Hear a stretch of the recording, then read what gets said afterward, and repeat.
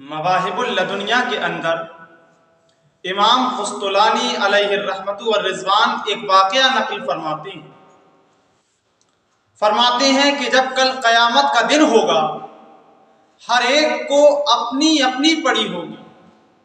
ہر آدمی پریشانی کے عالم میں ہوگا، گھبرا رہا ہوگا، سورج کی گرمی سے لوگوں کے دماغ کھول رہے ہوں گے۔ حضرت امام قسطلانی علیہ الرحمۃ والرضوان فرماتے ہیں کہ ایک شخص کو لایا جائے گا، اس کے اعمال کا وزن کیا جائے گا۔ کل قیامت کے دن جب اس کے اعمال کو تولا جائے گا تو معاملہ یہ ہوگا کہ اس کے اعمال کا پلڑا ہلکا ہو جائے گا، اس کے گناہوں کا پلڑا بھاری ہوگا، اعمال کا پلڑا ہلکا رہ جائے گا۔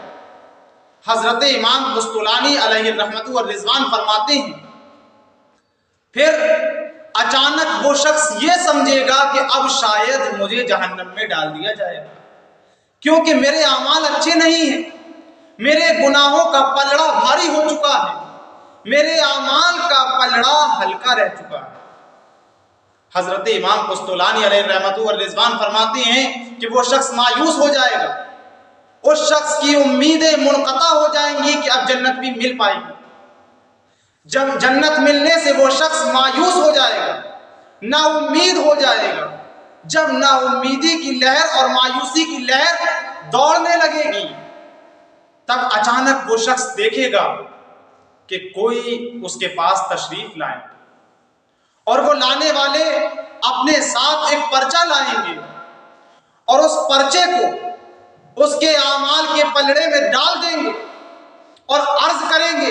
کہ اے فرشتوں، ابھی تک تم نے اس کے اعمال کا وزن کیا تھا، اس کی نیکیاں کم تھیں، دوبارہ اس کے اعمال کو توڑو۔ ہو سکتا ہے کہ اس کے اعمال کا پلڑا بھاری ہو جائے، اس کے گناہوں کا پلڑا ہلکا رہ جائے۔ جب دوبارہ اس شخص کے اعمال کو تولا جائے گا، جب فرشتے دوبارہ اس کے اعمال کے پلڑے کو تولیں گے، اس کے اعمال کا وزن کریں گے، تو معلوم ہوگا کہ اس شخص کے اعمال کا پلڑا بھاری ہو چکا ہے، گناہوں کا پلڑا ہلکا رہ چکا ہے، گناہوں کا پلڑا ہلکا رہ گیا ہے۔ معزز سامعین و حاضرین، اس کے بعد وہ شخص جنہوں نے اس کے اعمال کے پلڑے میں اس پرچے کو رکھا تھا، وہ تشریف لے جانے لگے۔ اب وہ شخص ان کا دامن پکڑ کر عرض کرے گا کہ حضرت مجھے یہ تو بتا دیجئے کہ آخر کون سا وہ ایسا عمل تھا، آخر وہ کون سی چیز تھی جو اس پرچے کے اندر لکھی ہوئی تھی، جس کی وجہ سے میرے اعمال کا پلڑا بھاری ہو گیا، میرے گناہوں کا پلڑا ہلکا رہ گیا۔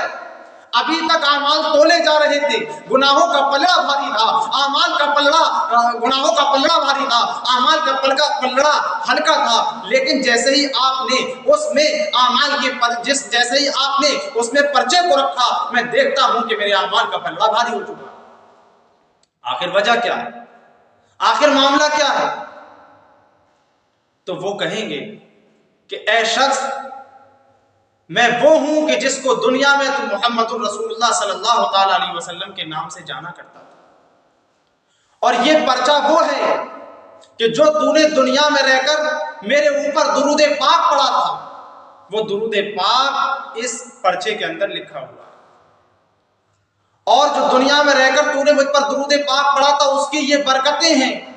کہ جیسے ہی میں نے اس پرچے کو تیرے اعمال کے پلڑے میں رکھا، تیرے اعمال کا پلڑا بھاری ہو گیا، گناہوں کا پلڑا ہلکا رہ گیا۔ محترم حاضرین، اس سے پتہ چلتا ہے کہ ایک شخص کو نبی کریم صلی اللہ تعالی علیہ وسلم پر زیادہ سے زیادہ درود پاک پڑھنا چاہیے، زیادہ سے زیادہ نبی کریم صلی اللہ علیہ وسلم پر درود پاک کی کثرت کرنا چاہیے، کیونکہ جب کل قیامت کے دن اعمال کے پلڑے کو تولا جائے گا، جب اعمال کا وزن کیا جائے گا، تو یاد رکھیے گا جو چیز ایسی ہوگی ہمارے اعمال کے پلڑے کو بھاری کرے گی، جو چیز ایسی ہوگی کہ جس سے ہمارے اعمال زیادہ ہو جائیں گے، ہمارے اعمال میں اضافہ ہو جائے گا، ہماری نیکیوں میں اضافہ ہو جائے گا، وہ کوئی اور چیز نہیں ہوگی بلکہ نبی کریم صلی اللہ تعالی علیہ وسلم پر درود پاک پڑھنا کام ہے، بلکہ وہ نبی کریم صلی اللہ علیہ وسلم پر پڑھا ہوا درود ہوگا۔ اسی لیے ہمیں زیادہ سے زیادہ نبی کریم صلی اللہ تعالی علیہ وسلم پر درود پاک کی کثرت کرنا